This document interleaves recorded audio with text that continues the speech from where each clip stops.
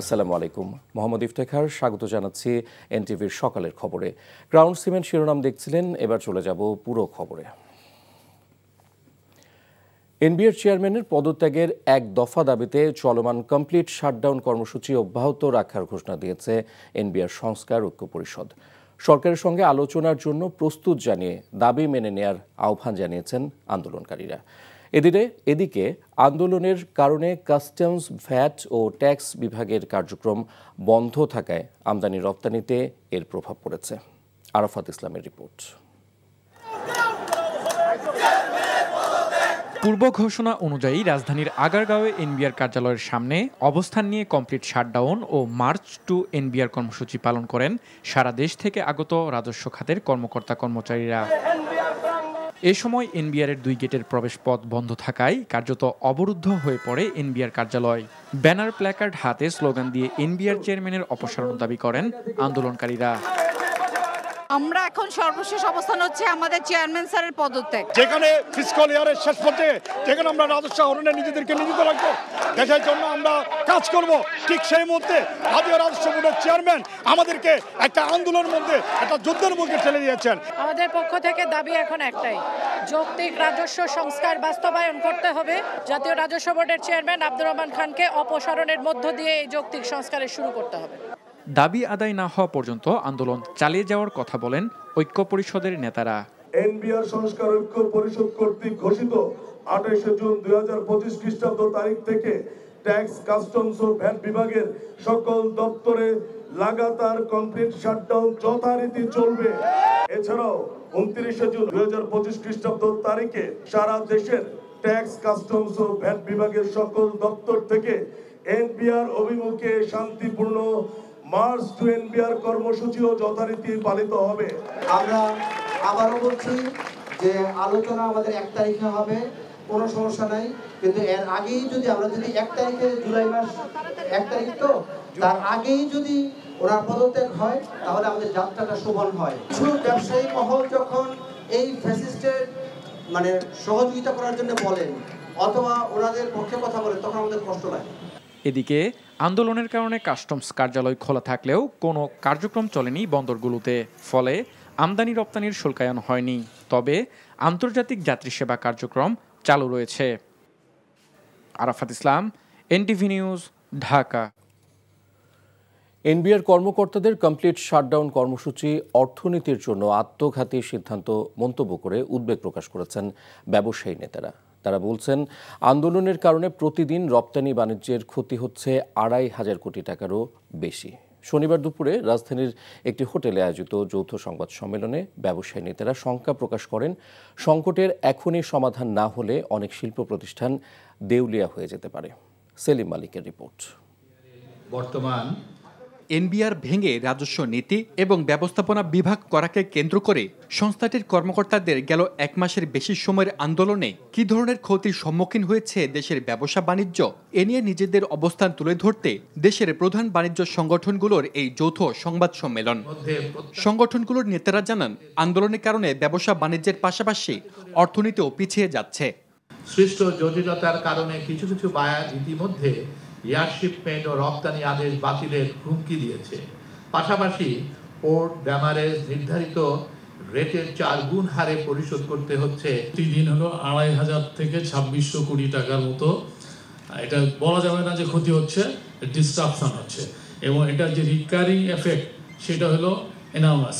NBR কর্মকর্তারা বেসরকারি প্রতিষ্ঠানের শ্রমিকদের মতো আন্দোলন করতে পারেন না জানিয়ে তাদের সমালোচনাও করেন ব্যবসায়ী নেতারা। বাস্তবতা হলো যে আমরা তাদের কাছে জিম্মি। আজকে যেটা আপনারা লক্ষ্য করছেন এটা কিছুই না, এটা অ্যাকচুয়ালি ক্ষমতার একটা বন্টন নিয়ে ঝগড়া হচ্ছে, টাকা পয়সার বন্টন নিয়ে ঝগড়া হচ্ছে। মাঝপথে আমরা হচ্ছে বিপদগ্রস্ত। এরা সারা জীবন আমাদেরকে জ্বালাইছে, এখন সরকারকে জ্বালাইতেছে, এখন পুরো জাতিকে জ্বালাবে। এমন বাস্তবতায় দ্রুত সংকট নিরসনে সব পক্ষকে নিয়ে আলোচনায় বসার আহ্বান জানান তারা। আমাদের পিঠ দেওয়ালে থেকে যাচ্ছে এবং সেখানে আমাদের পিঠ থেকে যাওয়া অর্থ দেশের অর্থনীতির পিঠ থেকে যাবে। অ্যাজ সাচ আমার কাছে মনে হয় যে এই জিনিসটা should be taken with all priority on war footing. তবে কর্মকর্তাদের দাবির প্রেক্ষিতে এনবিআর চেয়ারম্যানকে অপসারণের বিপক্ষে অবস্থানের কথা জানানো হয় যৌথ সংবাদ সম্মেলন থেকে। জাতীয় রাজস্ব বোর্ডের চেয়ারম্যানের অপসারণ কোনো মতেই কাম্য নয় এবং তা কোনো প্রকার সফলতা নিয়ে আসবে বলে আমরা মনে করি না। সেলিম মালিক, এনটিভি নিউজ, ঢাকা। সংখ্যানুপাতিক পদ্ধতিতে জাতীয় নির্বাচনের দাবিতে ইসলামী দলগুলো আগামীতে মাঠে থাকবে বলে জানিয়েছেন ইসলামী আন্দোলনের চেয়ারম্যান সৈয়দ মোহাম্মদ রেজাউল করিম। এই দাবির প্রতি সায় দিয়ে বাংলাদেশ জামাতে ইসলামীর সেক্রেটারি মিয়া গোলাম পরওয়ার বলেন, বর্তমান সরকার নিরপেক্ষতা হারিয়েছে। শনিবার রাজধানীর সোহরাওয়ার্দী উদ্যানে ইসলামী আন্দোলনের মহাসমাবেশে তারা এসব কথা বলেন। নিয়ামুল আজিজ সাদিকের রিপোর্ট। দীর্ঘদিনের বৈরী জামায়াতের সঙ্গে একই মঞ্চে ইসলামী আন্দোলন বাংলাদেশ। জামায়াতের 5 শীর্ষ নেতা ছাড়াও ছিলেন হিন্দু, বৌদ্ধ, খ্রিস্টান ধর্মাবলম্বীদের নেতারাও।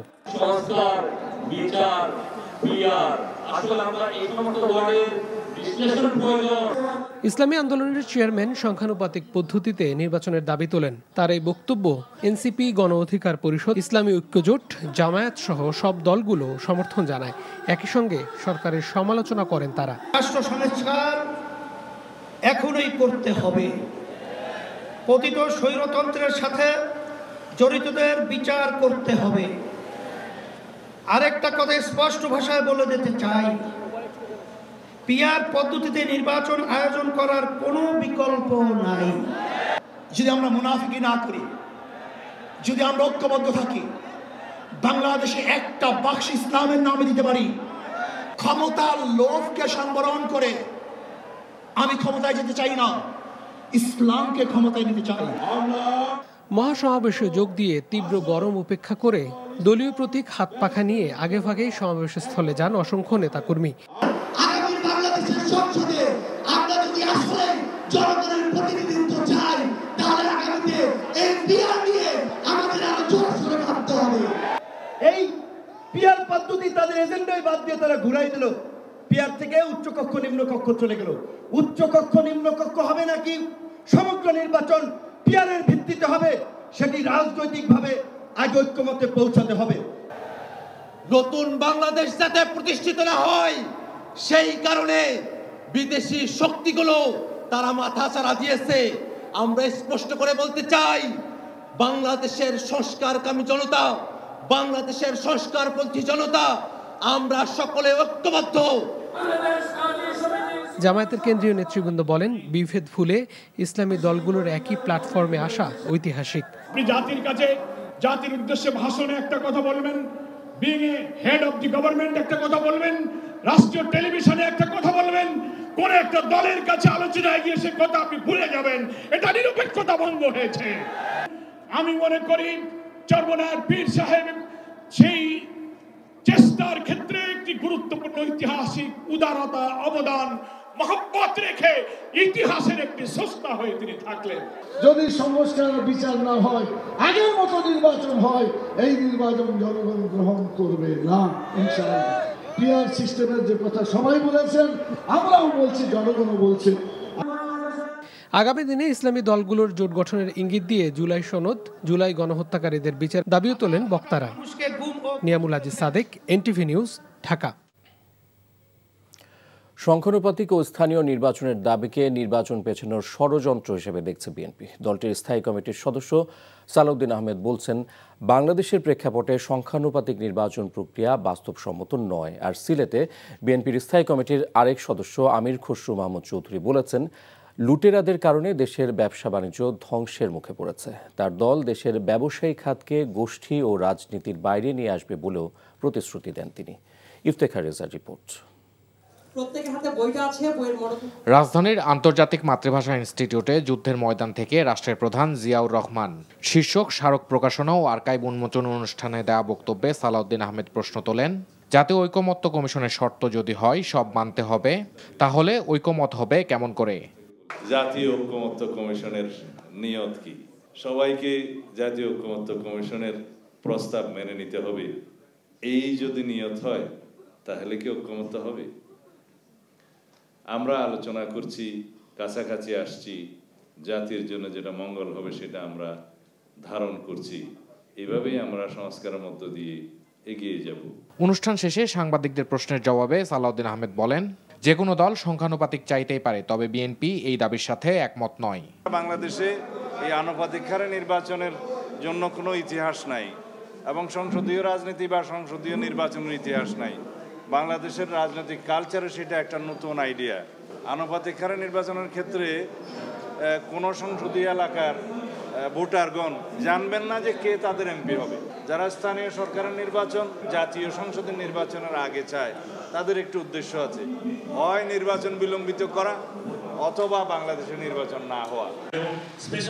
এদিকে সিলেটের মেহেন্দিবাগ এলাকায় জালালাবাদ গ্যাস অডিটোরিয়ামে সিলেট বিজনেস ডায়ালগ অনুষ্ঠানে বিএনপি নেতা আমির খুসরু মাহমুদ চৌধুরী বলেন, নতুন বাংলাদেশে আগের রাজনীতি চলবে না, দেশের মানুষের পরিবর্তন হয়েছে মানসিকতায়। ব্যবসাকে রাজনীতিকরণ করা চলবে না, এটা আমাদের সিদ্ধান্ত, পলিটিক্যাল স্টেটমেন্ট না।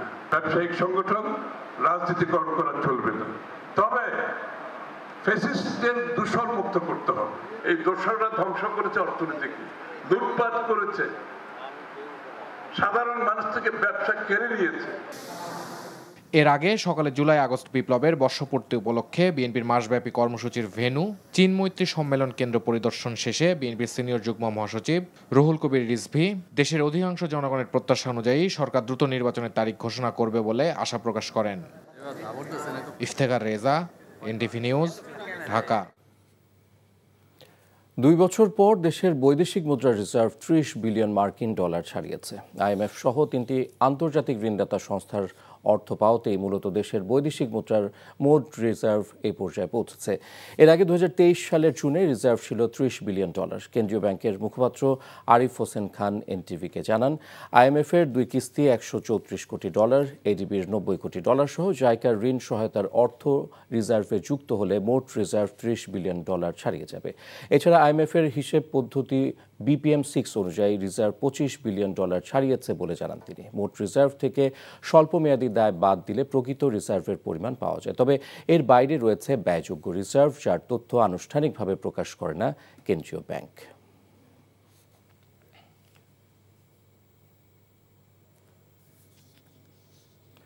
কুমিল্লার মুরাদনগরে ধর্ষণের ঘটনায় থানায় মামলা হয়েছে। ভিডিও ছড়ানোর অভিযোগে 3 জনকে গ্রেফতার করেছে পুলিশ। এদিকে ঘটনার সাথে জড়িত মূল আসামি পলাতক রয়েছে। পুলিশ জানায়, মুরাদনগর উপজেলায় এক নারীকে ধর্ষণের অভিযোগে এলাকায় চাঞ্চল্যের সৃষ্টি হয়। পরে থানায় ভুক্তভোগী ফজর আলীকে আসামি করে নারী ও শিশু নির্যাতন দমন আইনে মামলা দায়ের করেছে।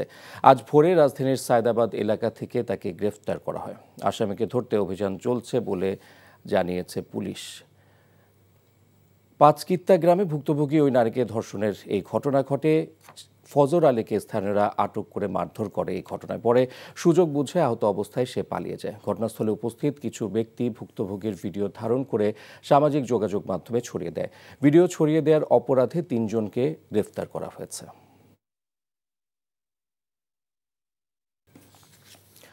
আগামী আগস্ট থেকে ঢাকা দক্ষিণ সিটির পল্টন ও ধানমন্ডি এবং উত্তর সিটির উত্তরায় প্রাথমিকভাবে বুয়েটের তৈরি 3 চাকার ব্যাটারি চালিত ই-রিকশা চলবে বলে জানিয়েছেন স্থানীয় সরকার, পল্লী উন্নয়ন ও সমবায় উপদেষ্টা আসিফ মাহমুদ সজীব ভূঁইয়া। শনিবার সকালে ঢাকা উত্তর সিটি কর্পোরেশনের নগর ভবনে সিটি কর্পোরেশন এলাকায় 3 চাকার ব্যাটারি চালিত রিকশা চালকদের প্রশিক্ষণ প্রদানের লক্ষ্যে মাস্টার ট্রেনারদের প্রশিক্ষণ কর্মসূচির উদ্বোধন অনুষ্ঠানে তিনি একথা জানান। তিনি বলেন, ঢাকা শহরের অনিয়ন্ত্রিত রিকশা একটি দীর্ঘদিনের সমস্যা, তাই নিরাপদ বাহন হিসেবে রিকশাকে তৈরি করতে এই উদ্যোগ নেওয়া হয়েছে। বলেন, নতুন ই রিকশার ক্ষেত্রে লাইসেন্সের ব্যবস্থা থাকবে, যা হবে অনলাইনের মাধ্যমে। এছাড়া রিকশায় QR কোড থাকবে বলেও জানান উপদেষ্টা।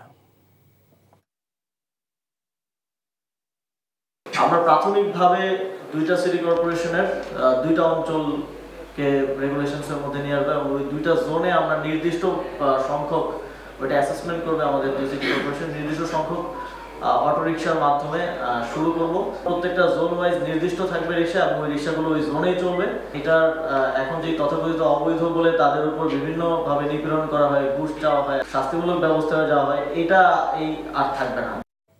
আর এই ছিল সকালের খবরে। এই খবরের ভিডিও সহ আপডেট জানতে ভিজিট করুন এনটিভি অনলাইন www.ntvbt.com। এছাড়াও এনটিভির জনপ্রিয় সব অনুষ্ঠান ও খবরের আপডেট জানতে ভিজিট করুন আমাদের ইউটিউব ও ভেরিফাইড ফেসবুক পেজ।